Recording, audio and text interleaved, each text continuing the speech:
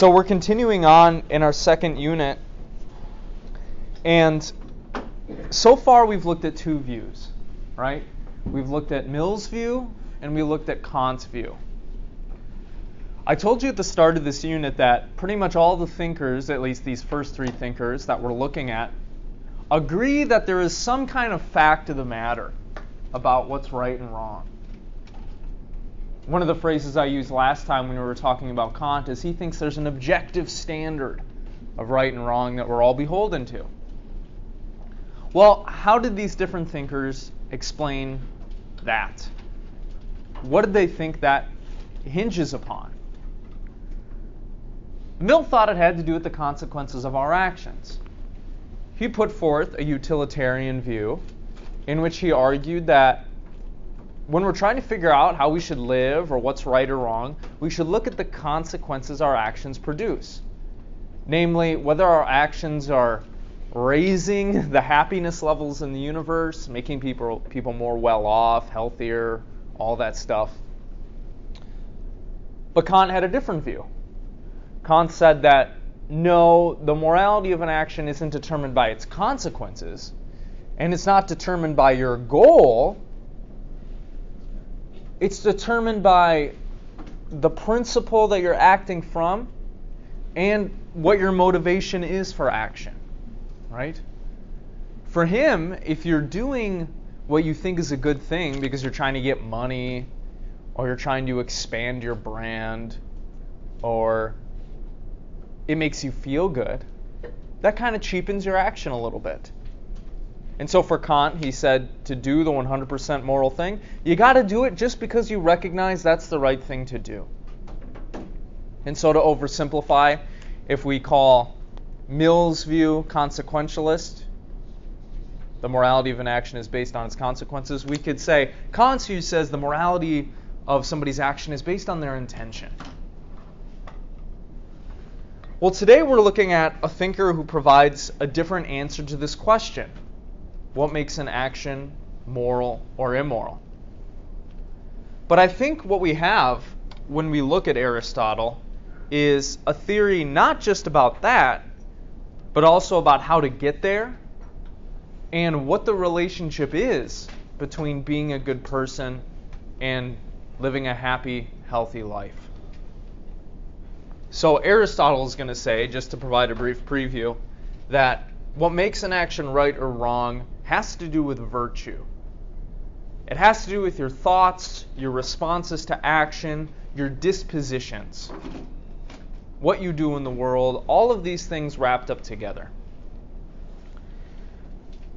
For Kant, he thought that being moral and doing the right thing should take priority over our own happiness. So a lot of people think like this, right? They put doing good things at the top of their hierarchy of life and priorities, right? You should be a good person above all, a moral person.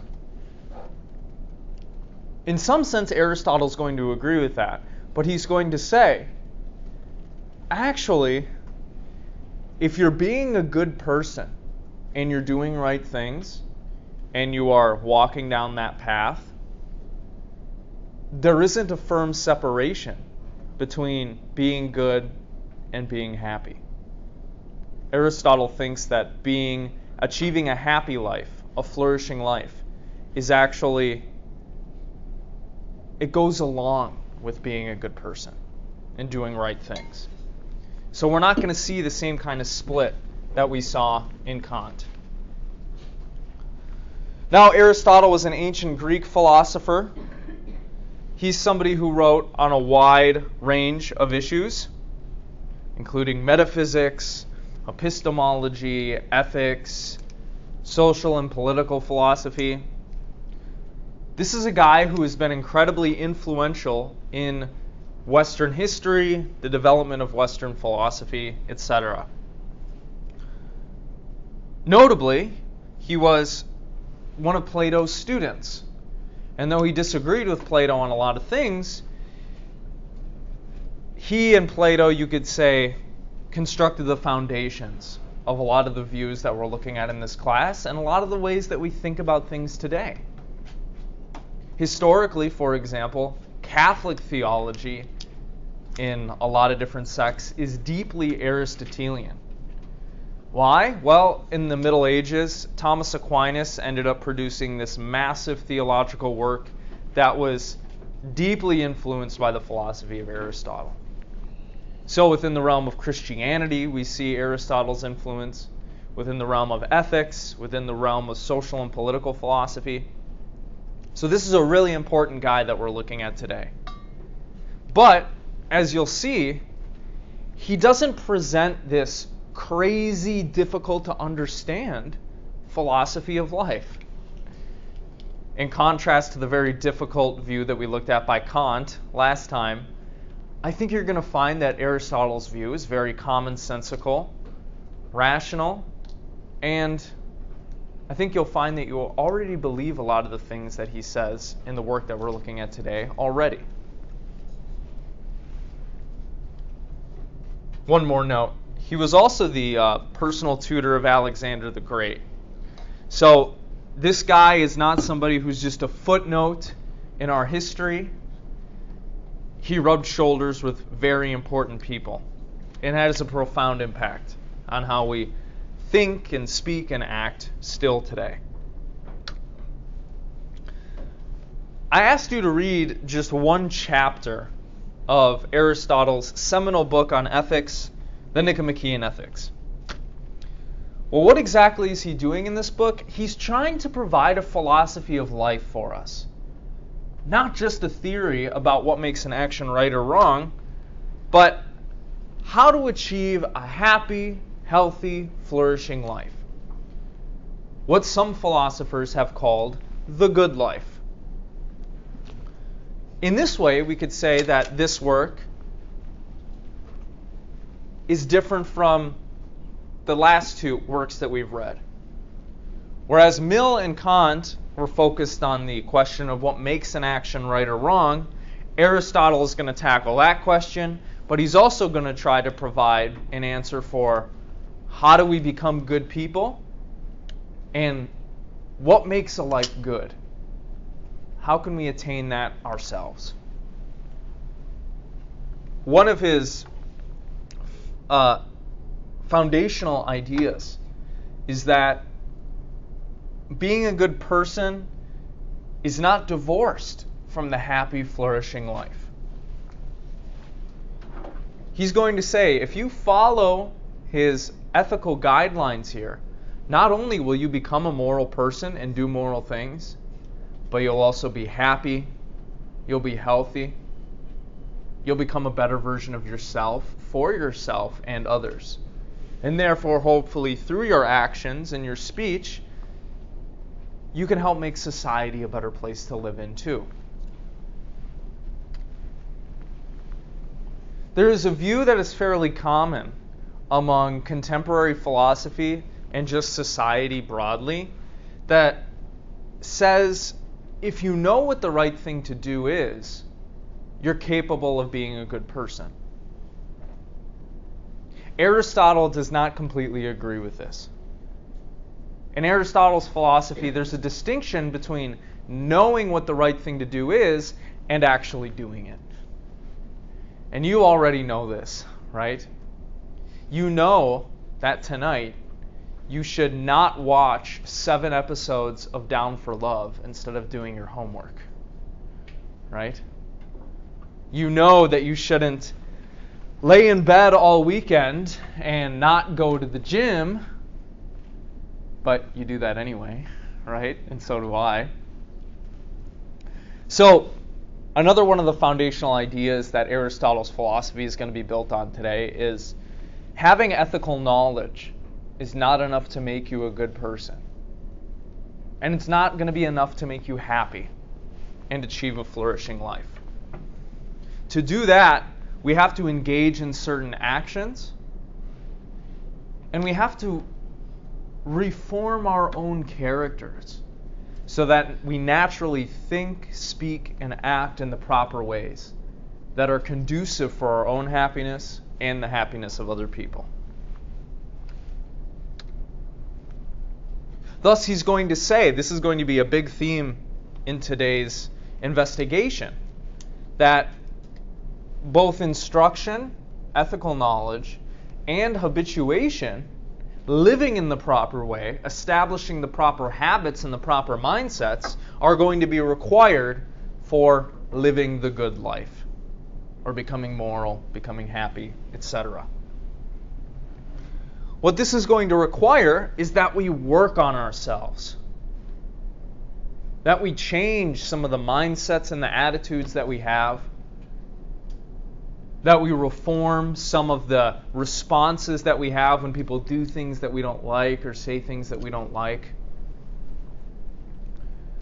This is not going to be able to be achieved by just scrolling on your phone for the rest of your life, or mindlessly consuming music, movie, TV shows, or anything like that. Aristotle is going to insist upon that if you want to become a happy person, if you want to become a good person, that's something that you're going to have to work at. It's going to be a long process. It's going to take a lot of time and energy, but it's worth doing. And so another idea that we see in Aristotle's philosophy, which is reflected back at us, is, well, our own inconsistencies and vices that we should be working on. Because we all know at the end of the day that we are not all that we can be. We are not all that we should be. And so one way that you could interpret Aristotle's philosophy here is not just a descriptive analysis of these things, but also a call to action. A call for you to work on yourself and become more just and honest, loving, and witty, as we'll see. So for Aristotle, the good life, which is moral, happy, healthy, is going to be wrapped up in some kind of life of activity, of doing stuff, of being out there in the world and doing things.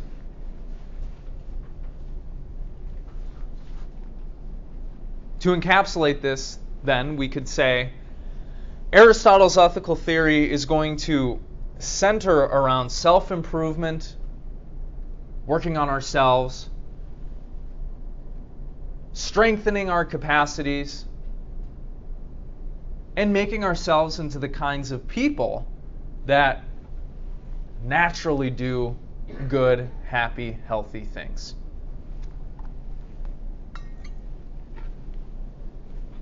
That is why kind of at the beginning of this lecture I've been calling it a philosophy of life.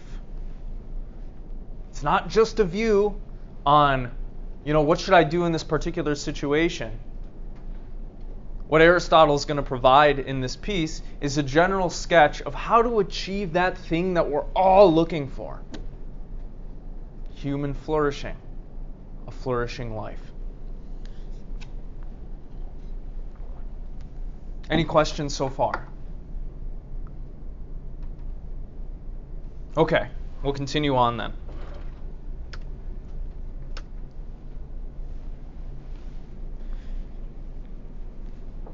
Aristotle's book, the Nicomachean Ethics, begins by kind of laying out the problem that faces us as human beings.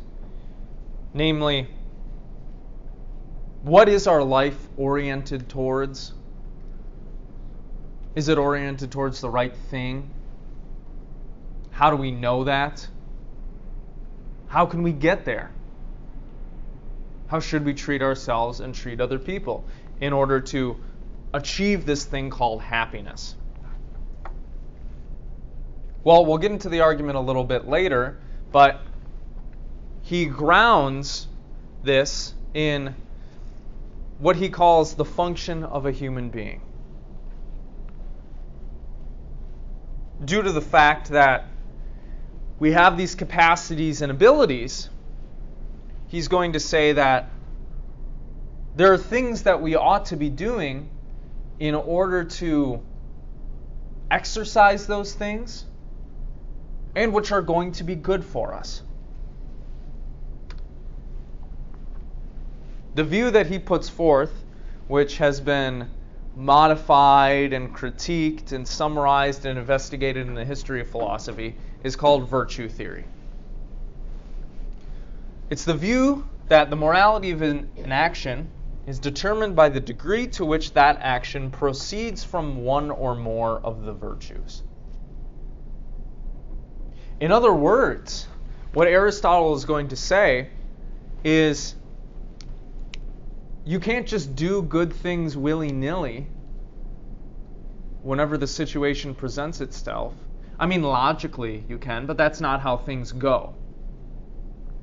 In order to do good things, you kind of have to make yourself a good person.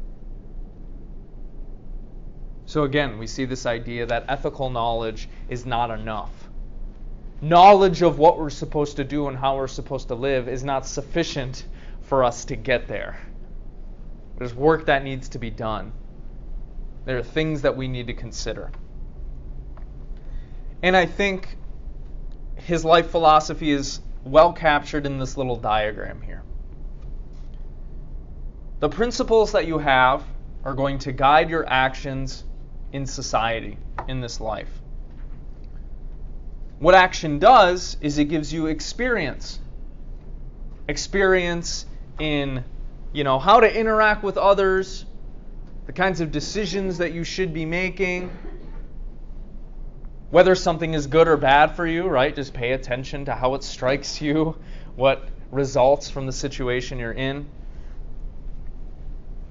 If you're smart and if you're compelled to actually try to achieve this thing called happiness, you'll reflect on those experiences. Those reflections will help you refine the values that you have, what you want to get out of life, which then end up informing your principles for action, and around the circle we go. So, the overarching idea is this. If we're going to become good moral people, if we're going to become happy and healthy, we need to engage in a process like this, which includes action, experience, reflection, oriented towards, what we do and how we are living.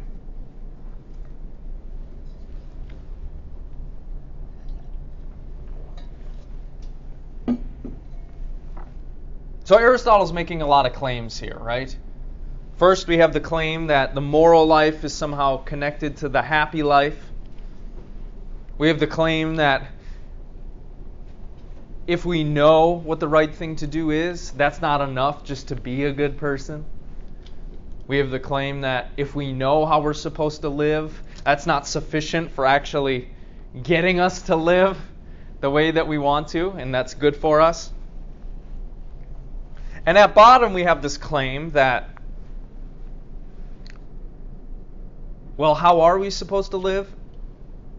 It's going to have something to do with changing how we're living right now. And I think you intuitively recognize that, although it can often be an uncomfortable truth to wrestle with. So, Aristotle and we're not going to be shaming anybody here. What we're going to be doing is investigating the guidelines that he provides that's going to help you achieve this thing that you all want. Happiness.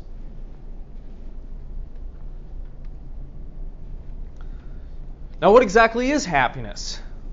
What does it mean for a human being to be happy? How do we get there? Well, Aristotle provides an analysis and an argument for this. He starts off by making the following claim. All pursuits or activities aim at some end or goal. So, for example, let's say you engage in the activity of catching and taming horses. Why would you do that? Well, sometimes you have a further goal that you're trying to achieve, right? Why do you catch and tame a horse? Maybe you need a horse for your ranch. Or maybe you plan to use it in war. Or maybe you just like horses. Our pursuits and our activities are not empty. We're engaging in them for one of two reasons. Either we're trying to do that thing to reach some further goal. This would be an example of an instrumental activity. You study so that you can get a good grade. That's your higher goal. Your goal isn't the studying in itself. But we also engage in activities called intrinsic activities. Activities that we engage in simply because it provides us with some sort of joy or happiness. Like listening to music. You're not listening to music to make money. You're listening to music because you enjoy it. It brings you happiness. All activities are like this.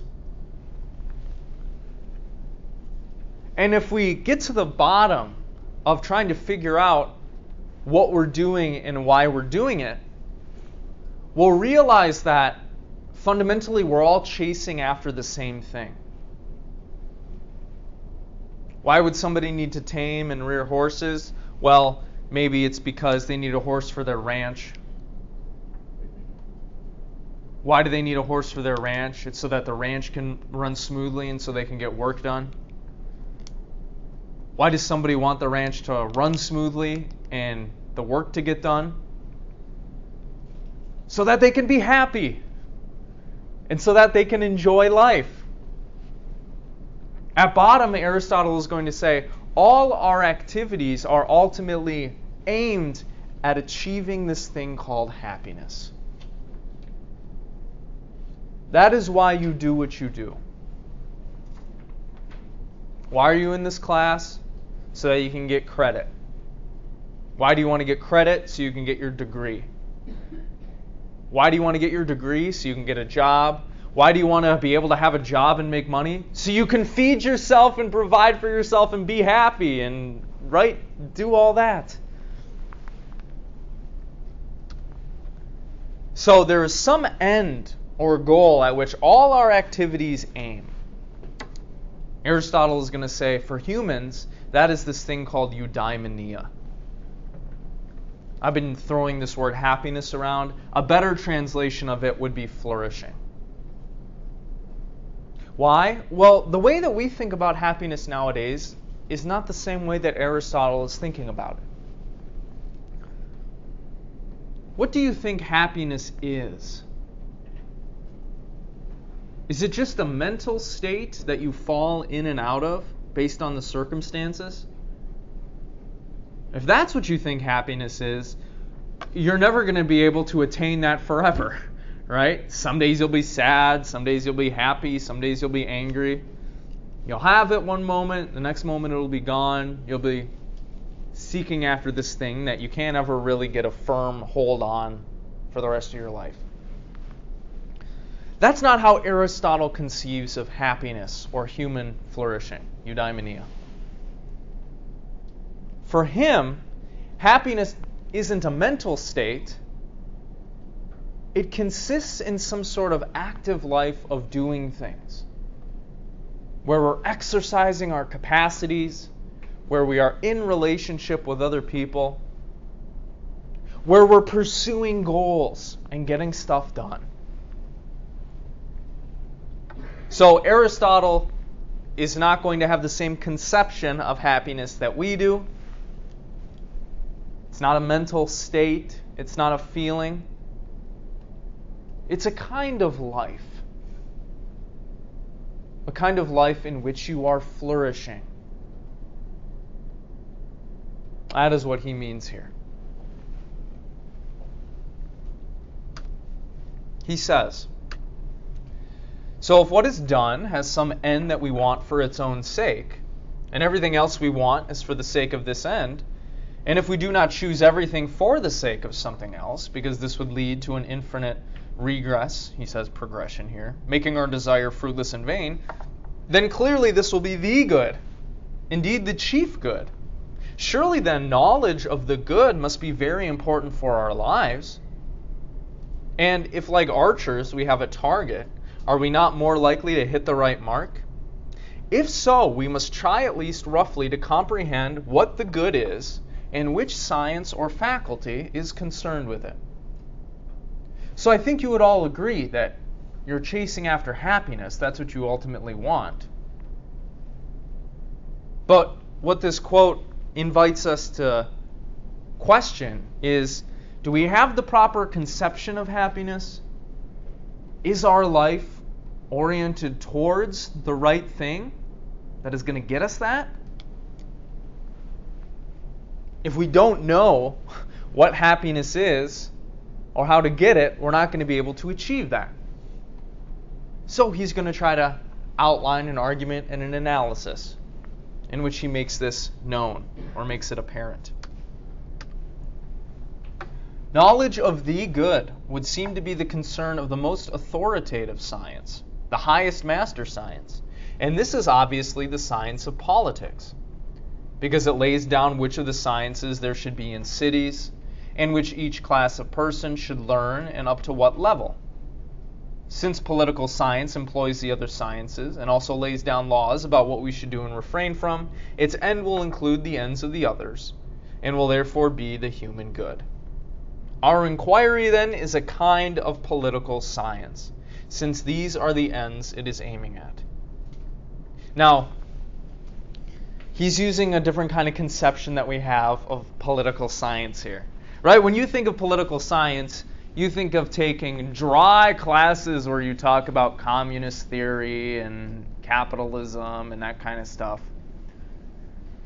But what Aristotle is trying to make us aware of in this quote is that how we do things in our societies, the laws that we have, the principles that we follow, practically come down to a matter of how we've organized our societies and our relationships. In some sense, it is politics that determines, or influences at least, what gets taught in the classroom. What parents are allowed to teach their kids. What is allowed to be done in society. What values we should hold. All of these things are related to, well, how do we construct our lives and live in relationship with others in these communities? Which is why he says if we're going to be looking for happiness, we need to look into political science to find that. If you want to think about this along slightly different lines, Marx is famous for saying that it is the material conditions of society that have an impact on what your values are, what your goals are, what you're allowed to do, what your conception is of happiness, all of that stuff. In other words, do you have access to resources or not? Do you control the resources or not? What kind of class and family did you grow up in? The idea is somewhat similar here. If we're going to try to figure out how to live, we need to make some sort of inquiry into, well, what we've been taught, how we organize ourselves, and whether that stuff has been built on the proper foundation.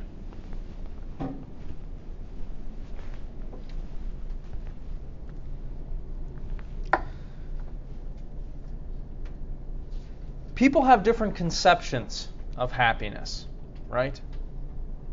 I think we can all agree, largely, that we're all after happiness. Is there anyone here that doesn't want to be happy? No, you all want to be happy, right?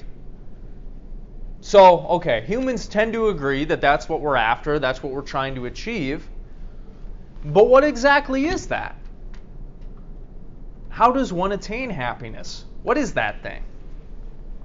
Well, Aristotle goes through a few different examples. Would you be happy if you had all the money in the world? You might think money would solve a lot of my problems, right? No doubt. Money would solve a lot of my problems too. But is wealth sufficient to make you happy? If you have wealth, does that make you happy? What do you think?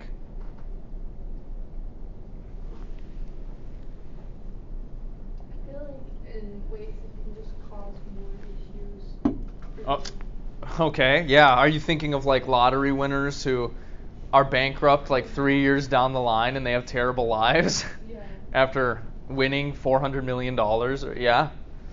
Yeah, I mean, think about how, if you know any rich people, think about their lives, or if you've seen depictions of rich people in movies and TV shows.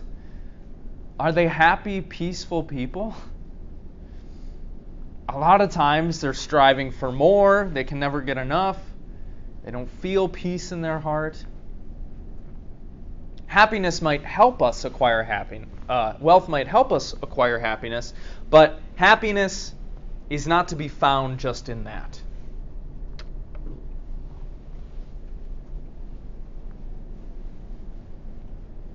How about pleasure? Do you think happiness is pleasure?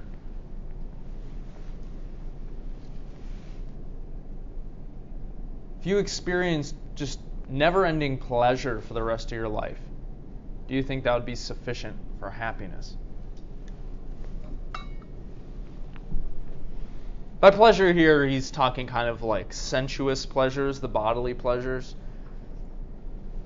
I hook you up, I give you all the money in the world, you can buy all the Molly that you want, do all the candy flips that you want, you can go to the club whenever you want, drink as much as you want whenever you want, all the pleasure in the world, all the best rugs and clothes. Is that going to make you happy?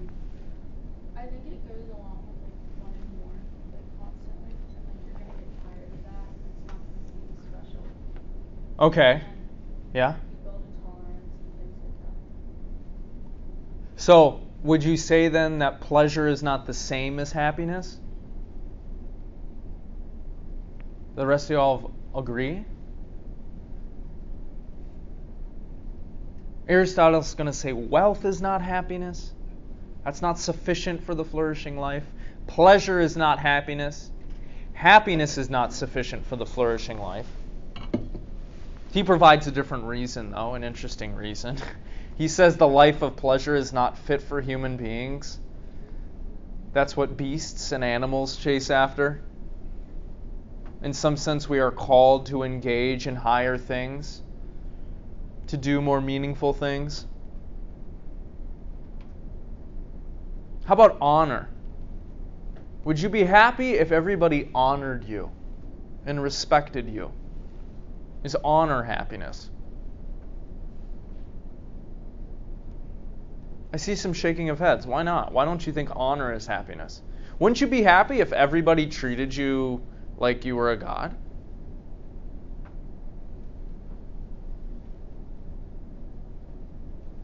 Why not?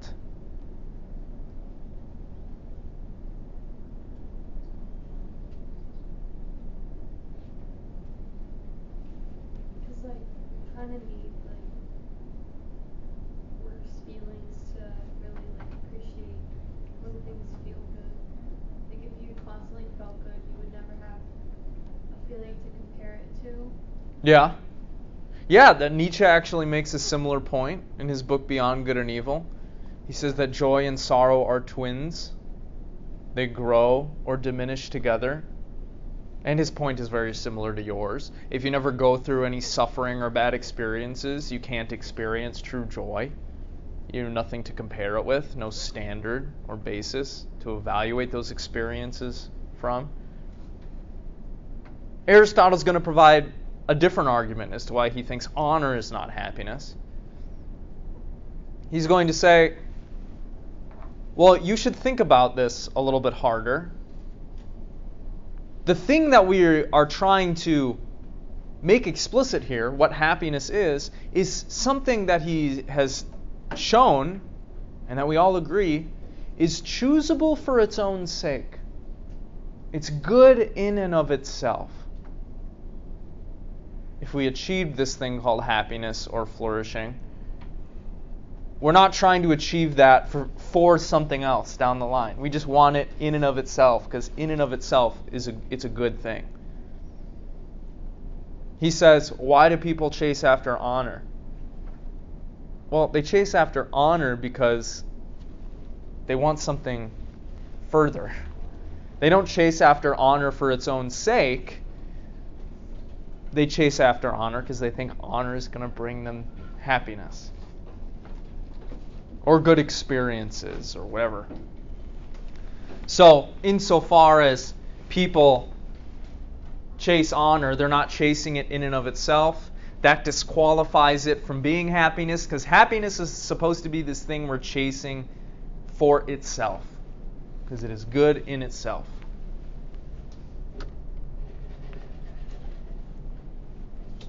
No, wealth, pleasure, honor, these things are not identical with happiness. They might help you on your journey to happiness, but they're not the same thing as happiness. What we're ultimately after, he thinks, is a flourishing life. Eudaimonia. This is the word that he uses for it. What we're ultimately after is this thing that is self-sufficient. So if we acquired it, we wouldn't want for anything else. Choosable for its own sake. It's good in and of itself. It is the highest goal towards which our lives are aimed. And it lacks nothing. Achieving this thing would be sufficient for you to be happy and flourishing. This eudaimonia. Okay, so what have we established? We've established that wealth, honor, and pleasure are not the same as happiness.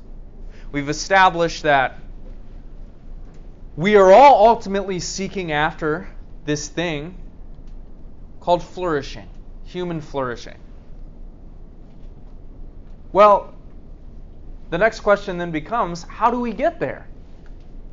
What exactly is the nature of this human flourishing, and how do we get there?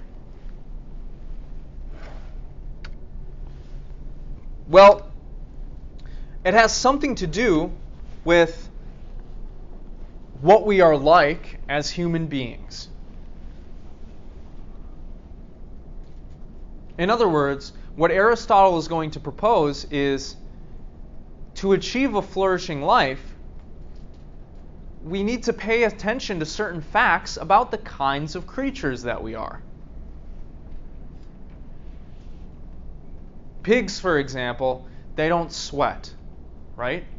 So in order to cool them off, you need to provide them with a nice puddle of mud or something. Would it be good for your hamster if you provided them with a puddle of mud? Probably not, right? Hamsters don't need puddles of mud to cool off or to regulate their body temperature. They'd be dirty and messy all the time. Or think about a more extreme case. How about a chinchilla? Should you put a nice puddle of mud and a bunch of water at the bottom of your chinchilla's cage? No, chinchillas are not supposed to get wet. Okay, it'll mess them up. That's why they take dust baths to clean themselves. So if we look into what a human being is, the nature of a human being, that'll give us some sort of clue as to how we can achieve a flourishing life for ourselves.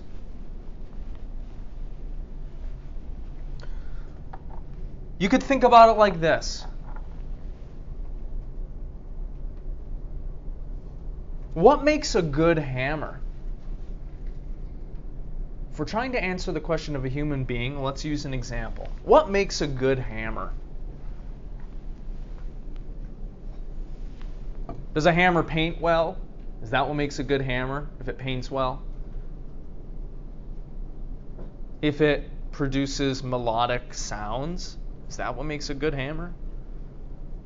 No, what makes a good hammer? Just gotta be a hammer. Yeah, it has to hammer things well, right? Would this be a good hammer? No, how am I going to get a nail into a piece of wood with this flimsy plastic crap? What makes a good pen? Or pencil? Writing instrument?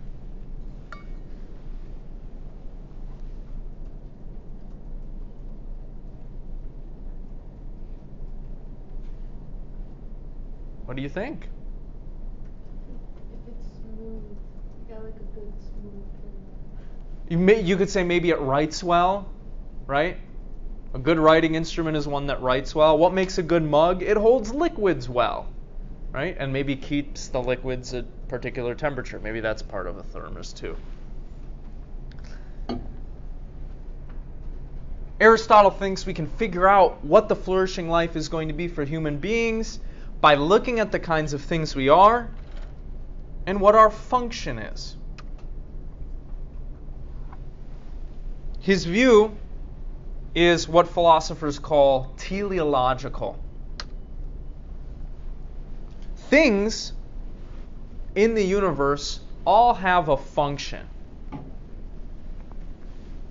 What makes a good table? You can rest things on it well.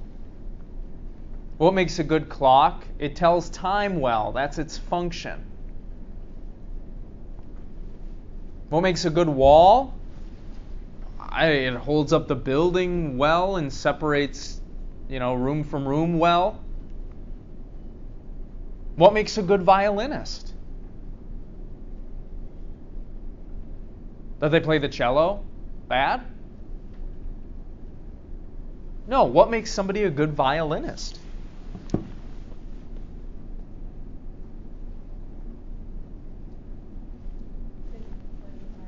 They can play the violin well, right? Exactly.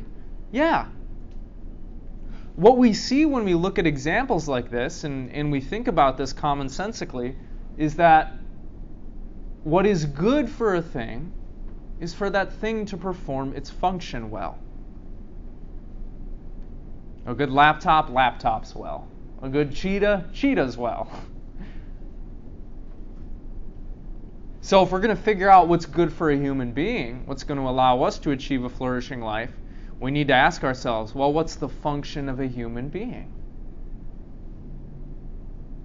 And Aristotle tries to provide an answer for this.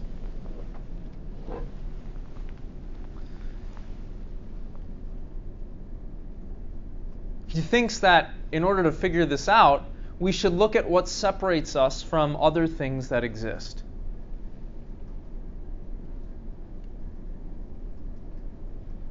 We're similar to animals, right? Perhaps more similar to animals than we are to inanimate objects. Well, what would be a good thing for a beaver? A good thing for a beaver would be able to dam well. It would be able to reproduce well. It would be able to eat and poop well. All that stuff, right? The biological processes. Humans do that stuff too. I mean, we don't build dams like beavers do with our teeth, but we do that stuff too. But there's one thing that separates us apart from the other creatures. What is that thing? We've kind of brought it up a few times already in class. What can humans do that animals can't? Yeah. We can think. Right? We have this ability to reflect, to think, to plan, to engage in logical analysis. As far as we know, animals can't do that. Okay, so that is a part of our nature. We have a mind or a consciousness that can engage in rational activity. This difference, Aristotle says, is going to clue us into what is going to be good for human beings.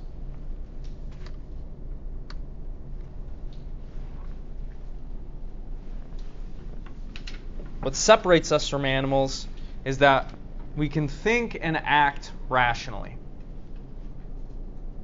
And in some sense, what's good for a thing is for that thing to exercise its powers well. What makes a good dog? It does dog stuff well. What makes a good human being? It's going to human well.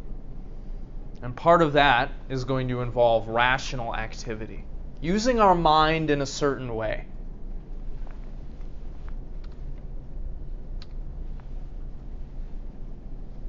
And thus we get to an answer to our question. What makes a human being good? What would be good for a human being? What is going to allow us to achieve a flourishing life? It's going to have to do with exercising our capacities in a certain way, and more specifically, our capacities for reflection, rational analysis, that mind stuff.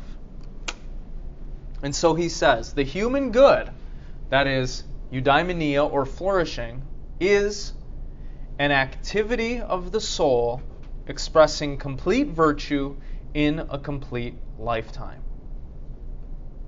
Or to quote him, happiness or flourishing is a kind of living well and acting well. Now, by the word soul here, we don't mean like Christian immortal soul that goes to heaven when you die. What we're invoking is the Greek word nous. This is where we get the word pneumatic from. A nous is like a mind or a consciousness. So, what's good for a human being? That they engage in an activity of the mind or consciousness which expresses complete virtue. Virtue is another word for excellence from the ancient Greek, in a complete lifetime. In other words, what's good for a human being, what's going to make us happy, is that we do human stuff excellently, which includes using our consciousness in a particular way. This isn't a passive lifestyle of endless, empty consumption. The flourishing life is a life of activity in which we're doing stuff and employing our human capacities. That's what it's going to be all about.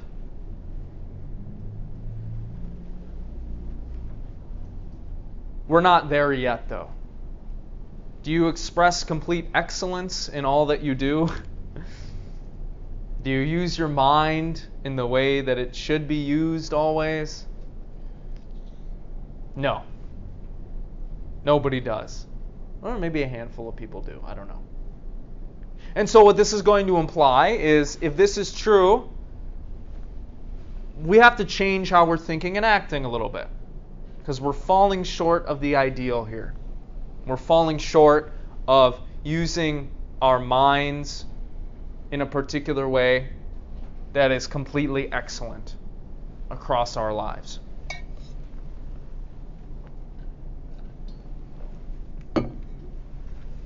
So how do we do that? How do we get there? Well,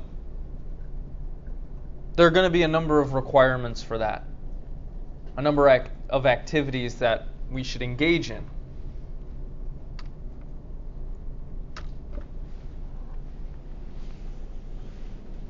If we want to be good, happy, healthy people, he's going to say we need to cultivate the virtues. This is a word that you don't hear that much nowadays, right? Maybe if you grew up reading the King James Bible, you will have seen this word, the virtues, the spiritual virtues. What are examples of the virtues, do you think? Somebody says, oh yeah, they have that virtue. What would be an example of that?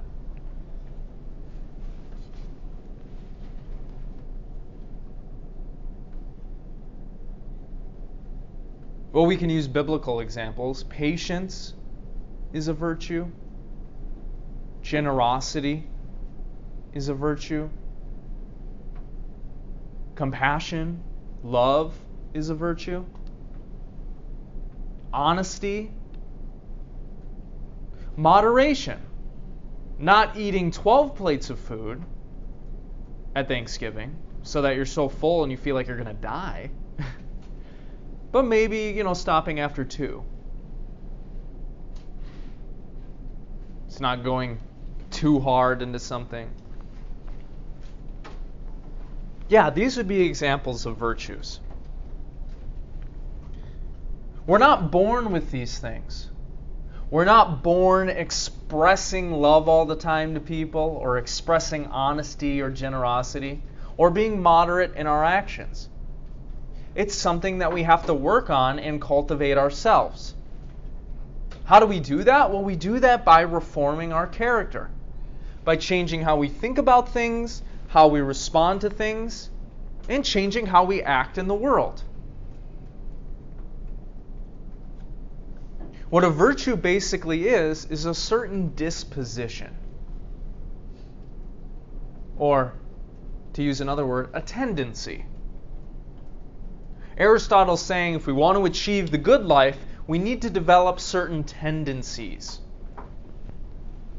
To feel the proper emotions and act the proper way, at the proper time, toward the proper people, with the proper intensity, from the proper motive. That's the kind of character that we should try to construct for ourselves. So, for example, if I lend you my Nickelback CD, and you're like, this sucks. Nickelback is the worst. I fucking hate Nickelback. This music is trash, Professor Gunner. And you snap the CD and then you hand it back to me. If my response is, you broke my Nickelback CD? I'm going to kill you and your family. Is that the proper response? No, right? You'd say, Professor Gunner, are you insane? Do we need to hospitalize you? That is not an appropriate reaction to that, right? Or how about this? You really hate me because I gave you a B instead of an A on one of your papers. And so you cut my brake lines on my car. And I almost die. If I hop out of the car and I see you standing there and I'm like, oh, no big deal. You cut my brake lines, whatever. Is that the proper response to that? No, I should be more upset at you, right? Maybe I should give you a stern talking to, I don't know, about how you don't cut people's brake lines, and that's fucked up. So there is a proper way to respond to the situations that life throws at us, emotionally, intellectually, and through action. What we just went through in those examples was an example of this, reacting with the proper intensity. Or how about this? We can talk about this one. Feeling the proper emotions and acting the proper way at the proper time. There are kind of like 3 things here, but yeah. I read the book The Passions for another psych class, and because what I would do, I would like downplay emotions, and I'd be like, oh, I'm not upset at this or whatever. Yeah. And then in the book, I was reading like whoever the author was, they were saying like you're forced to feel this emotion about something. If that makes sense. Yeah. Aristotle's going to agree. He's going to say it's proper to feel certain emotions in certain circumstances. When your boyfriend cheats on you, is the proper emotion happiness and joy? No, you should feel a sense of sadness and betrayal, right? Would it be proper to experience sadness and betrayal 30 years after that happened? No, that's not the proper time to express that emotion. You express the emotion, you feel it after it happens, and then the proper thing to do is slowly over time, you get better, you become more secure and happy, and so on, right? So, we need to work on ourselves so that we have the proper emotional reactions to things. We need to work on ourselves so that we respond to those situations in the proper way. When you break my Nickelback CD, the proper response is not me torturing you for 3 days and killing your sister. Okay?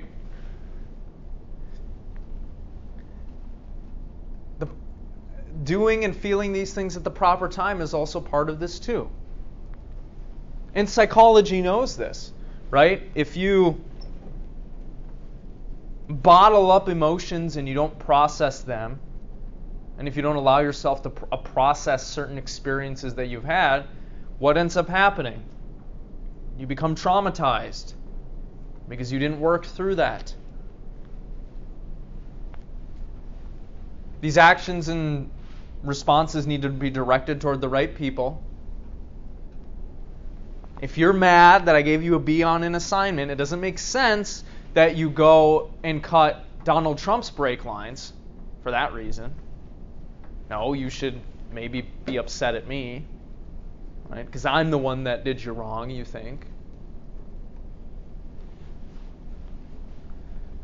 And we also need to work on ourselves to cultivate the proper intentions or motives for our actions. Human beings do things for certain reasons. You should do things for proper reasons. You should have the proper intentions when you go into a particular situation. Your intention should not be to screw yourself over. That would be irrational and dumb and improper. When you're trying to stage an intervention for a friend who has a drug problem, your intention should not be to crush them and demean them and enslave them to your will. That's not right. Your intention should be to get them to see how their actions are harming themselves and others out of love so that they reform their behavior. So this is what it would mean to have a virtue. If you have a virtue, you're going to respond appropriately with what life throws at you. And this is not something you're born with, this is something that we have to work on. Now, in some sense, there is an objective way that you should be living so that you can cultivate the virtues and so that you can have a flourishing life. Humans objectively require a good, varied diet in order for us to be healthy, psychologically and physically. Right? If you eat Cheetos all day forever, that's not going to be good for you. Similarly, humans require some sort of proper sleep schedule. You can't go your life without sleeping. That is not going to be good for you. You need to do that if you want to achieve a flourishing life. Sleep. Similarly, if you want to achieve a flourishing life, you have to have some sort of exercise routine that keeps your muscles and your body in shape. Otherwise, they will atrophy. You'll become weak. You won't be able to do stuff. You won't feel good. So there are certain objective things that we should be pursuing. Good diet, good sleep, good exercise regimen. Those are all things that we should be seeking after as human beings. All things that we require in order to live a flourishing life. But that doesn't hold across the board. We all have different goals and desires and capacities. Some people in here want to be artists. Some people want to be the next best wrestling phenomenon in the WWE. Some people want to become chess grandmasters. Depending in part on those things, your life should look a little differently compared to other people. For example, if you are good at chess and you like chess and that brings you happiness, you should be spending some amount of time practicing your chess skills and playing chess. It wouldn't make sense for you to spend all your time playing World of Warcraft if you're trying to become a chess grandmaster. Similarly, if you're trying to become a wrestler, champion wrestler, it wouldn't make any sense for you to play chess all day, every day, and not do anything else. it is virtuous for Michael Phelps to eat 10,000 calories in the morning because he needs that energy to train and make his body stronger and improve his swimming skills. It would not be virtuous for you to eat 10,000 calories every morning, right? You're not working as hard as Michael Phelps. You don't have his physique. You don't have his goals. So our lives are going to look a little bit different depending on our goals and desires. It's going to be a little relative, but there are some things that we should all be seeking because we are human beings, and human beings just need some things objectively in order to be happy, healthy, and good. To use one final example, if you care about winning Mr. Universe, you should be in the gym, right? And working out, making your muscles big. It wouldn't make sense for you to be reading philosophy endlessly.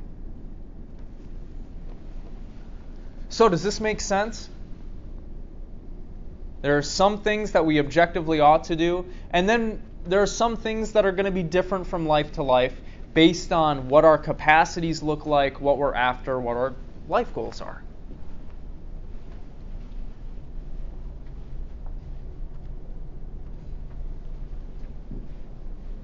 Now, there are two different kinds of virtues that we should be working on cultivating.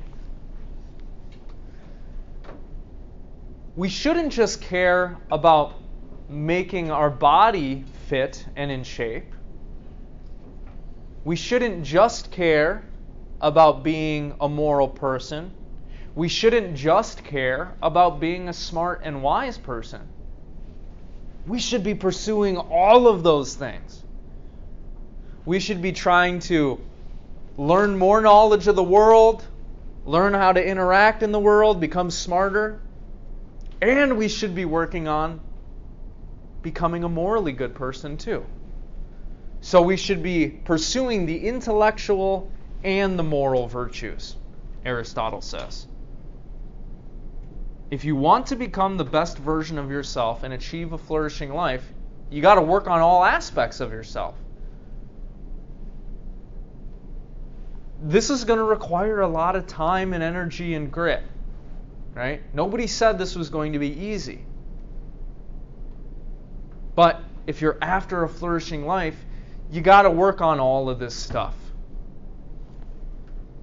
Now, it may be appropriate for some things to take a back seat to other things sometimes, depending on, how you're doing in these domains.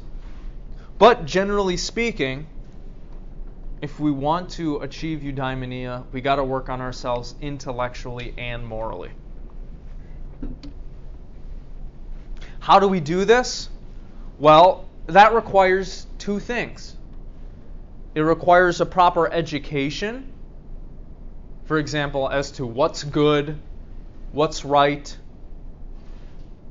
what we should be doing in life. But even more importantly, it requires practice and habituation. Because you're not going to live the flourishing life of activity unless you train yourself to live like that.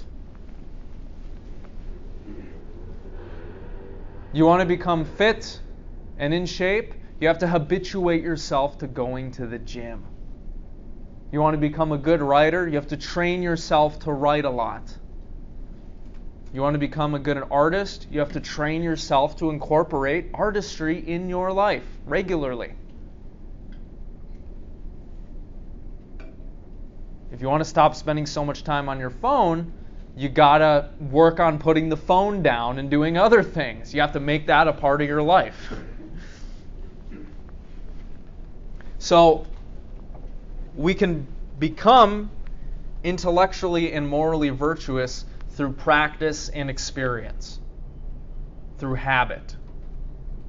Because what we do flows from the habits that we've cultivated. Why is it that you brush your teeth before bed?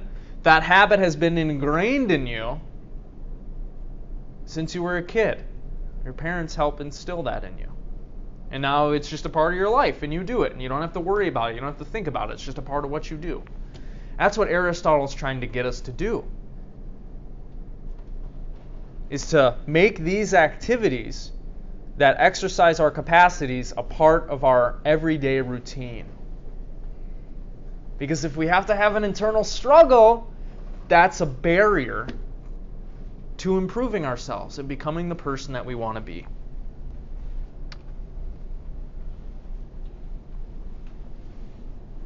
Now, one question that you might have is, well, what exactly does this look like? How do I know when I'm being virtuous?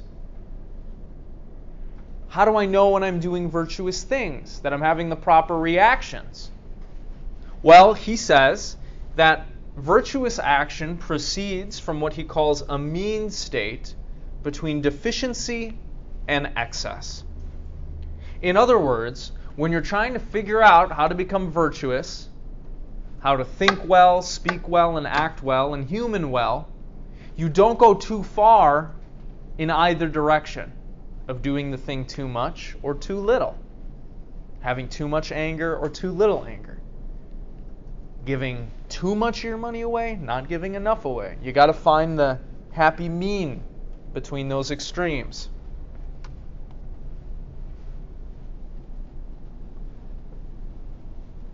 There are a few different virtues that he mentions in this piece, and we can go through a few of them so that this point becomes a little clearer to you. Courage is something that you should work on attaining. What is courage? Does courage mean not fearing anything? You say no. Why? You're right, but does the courageous person fear nothing? No, but I think it's like overcoming that fear that causes you to have courage. Exactly. The courageous person doesn't fear nothing. They act despite their fear. So if you're trying to figure out how to become courageous, that means you don't lean too far into cowardice. You don't allow yourself to be afraid of everything. But you also don't rashly rush into every situation without thinking about it. It's healthy and proper to have a certain fear when you have to face down a lion, okay? That is proper. The important thing is achieving a certain balance. To be a courageous person doesn't mean you fear everything. It doesn't mean you fear nothing. It means that you have the proper amount of fear, but you still act even though you have that fear. Or let's look at generosity. Being generous does not mean giving all of your stuff away so that you have nothing and you die on the streets. That's not proper generosity. Neither is proper generosity hoarding everything to yourself and never giving anybody any of your time or energy or wealth. There's a happy middle here. Generosity lies on the mean between these two extremes. And the same thing with honesty. Right? If you're trying to cultivate the virtue of honesty, does that mean you say the first thing that pops into your head to everybody without thinking about it? Oh, hey, how you doing? Melissa, you're looking really fat today. No, that's not proper, right? No, that's not what it means to be honest. Being honest means you're not overly talkative and say everything that comes to your mind, because there's a proper time and place to say certain things. Neither does it mean you lie or keep everything a secret. That's not being honest either. It's somewhere in between these things. Is this intuitive to you? Do you think he's kind of right here?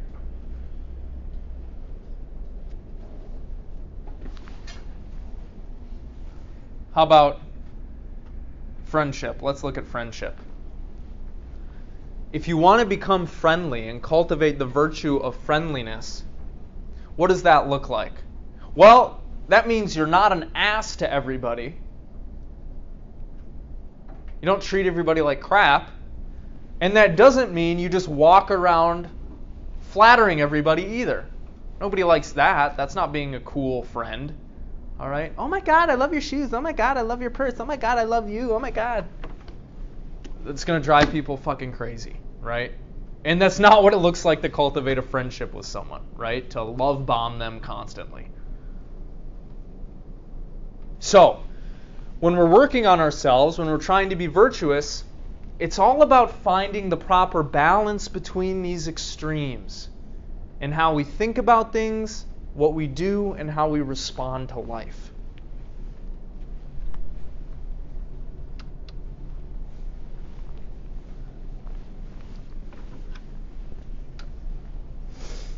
Another way that you could put this is being virtuous has something to do with harmonizing these opposing psychological, moral, and intellectual forces within you. Achieving a kind of balance in the way that you think, speak, and act. This also involves establishing a certain hierarchy of priorities.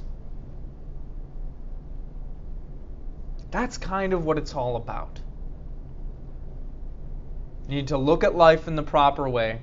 You need to train yourself so that you respond naturally without having to think hard about it or really will yourself to do it. You work on your character so that you respond in the proper way naturally. That's what Aristotle is trying to get us to do. Now, some people think that this philosophy is all about selfishness. All right, it's all about the self. It's all about thinking about yourself and doing what's good for yourself.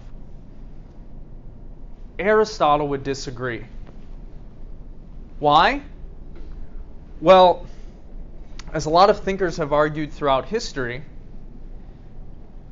being in proper relationship with others requires, to some extent, being in proper relationship to yourself.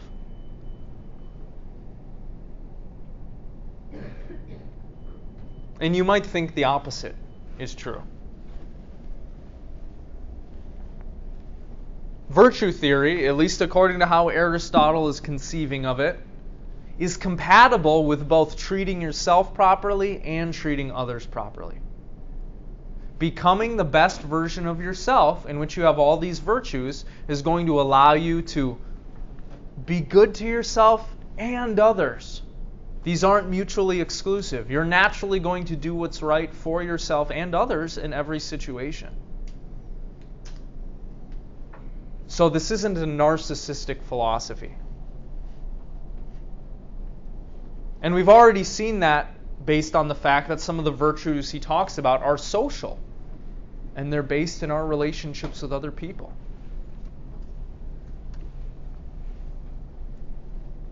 Thus, what Aristotle is pushing us towards is walking down the path of self-reflection and self-improvement. What we should be aiming at is becoming the best versions of ourselves. Why?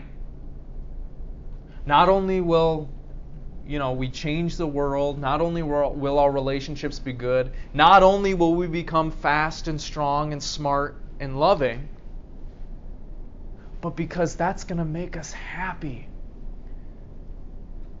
Pursuing the best version of yourself is going to make you happy. And then once you attain the virtues, that's going to allow you to live a flourishing life. Because you're going to do what's right. You're going to respond appropriately to what life throws at you. You're not going to be paralyzed by fear or anxiety or depression. You will naturally treat yourself and others well, doing what's good for yourself and others ultimately.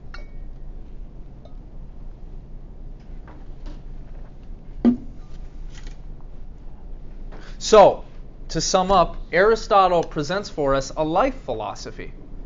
Not just a theory on what makes an action right or wrong, but how to become happy, healthy, wise people.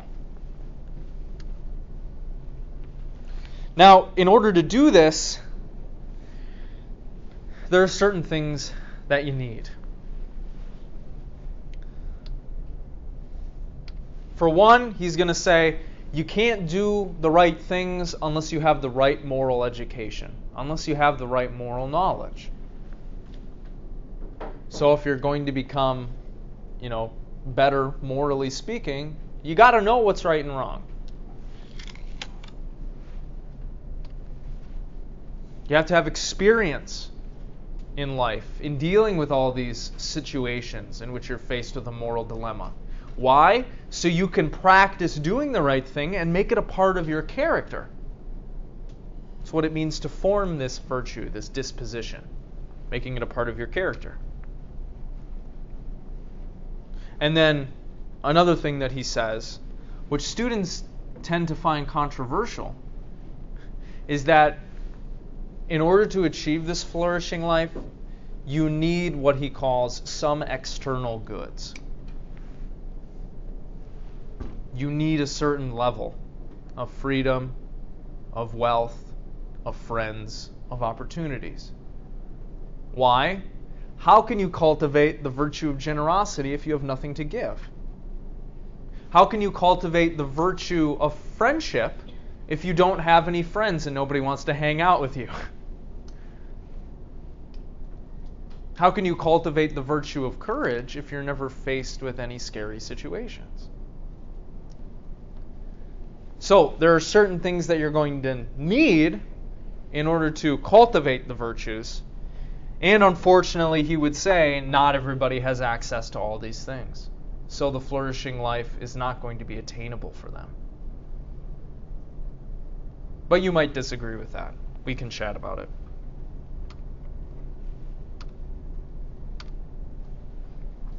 So, to kind of encapsulate what Aristotle's trying to get at, it's this. In order to become happy, we need to work on becoming wise and good. Why? Becoming wise and good is going to allow us to do wise and good things for ourselves and for other people. If you're trying to figure out, how to become wise and good, Aristotle would say, well, look at what the wise and good people are doing. Ask questions, do research, work on yourself. In order to do this, we need to have a proper education, and we need to really practice doing the right things, thinking in the right way, responding in the right way.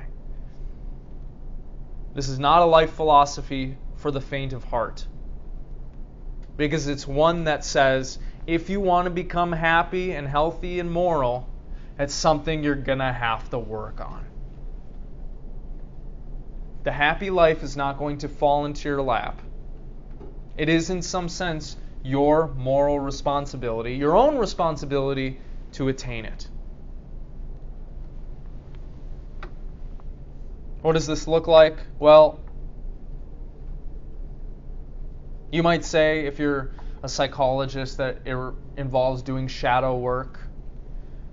You might say it involves facing your fears, putting yourself in new situations, trying new things out. Most importantly, it involves you doing stuff. You got to do stuff to produce the kind of character that is going to allow you to live a flourishing life.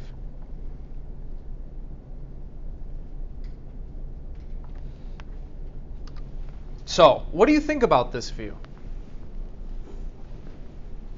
Here, I'll do that for you. Does this view seem like a good view? Do you like this view? Is anybody convinced? Like, yeah, I like virtue theory. That's the way to go. Or is it just all bullshit and Aristotle's a dummy? What do you think? I think it's a good basis to live by, but at the same time, if everyone is doing it, makes it a little difficult. Okay, say more about that. Like, it's just a lot of personal responsibility you're holding, yourself to, because you're accountable for how you feel and your happiness, which I agree, but I think that it just would be difficult for it to work unless everyone was kind of following it.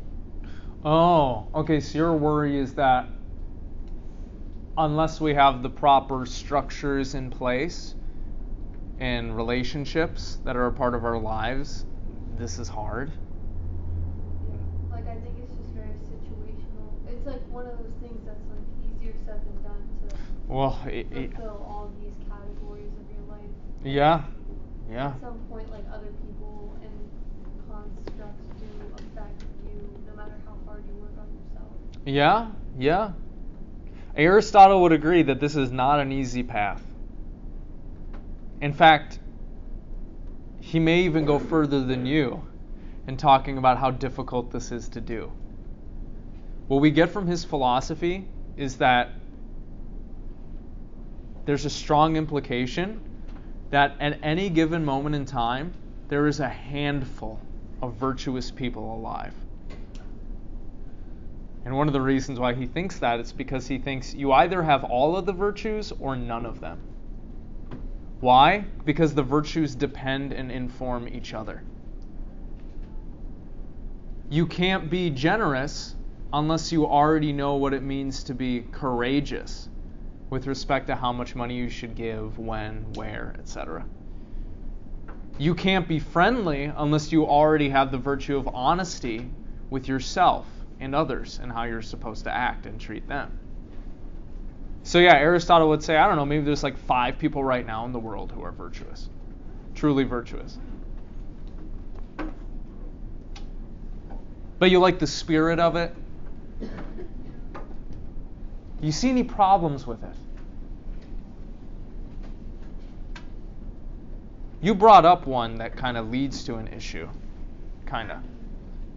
I feel like there's a fair amount of people who are really good people and like really try their best to improve the situations and be good, but like that doesn't mean they're happy, or things that they might be experiencing might outweigh that.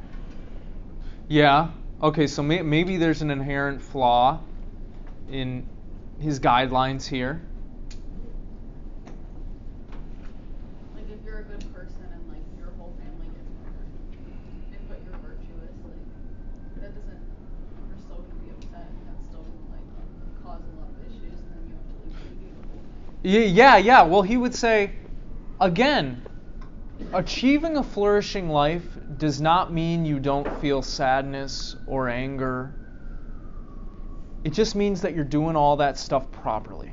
That's what it means to have a flourishing life, is that you're doing it all properly.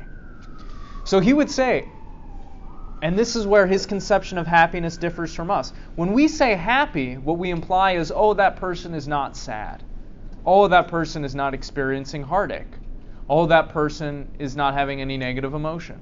He would say no. Like, if you're living a flourishing life, all of that stuff may be a part of it, depending on the situation that you're in. But what it means to be happy is to be living properly.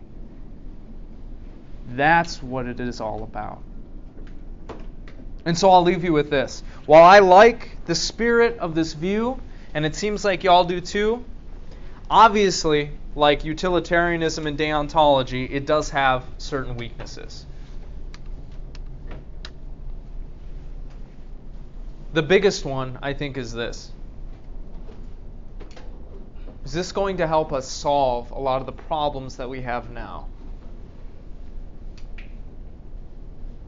If you go to the Native American family on the reservation and you say, well, look, you know what you need to be happy is you just need to be better. Is that going to help them? Is that going to get them out of their predicament?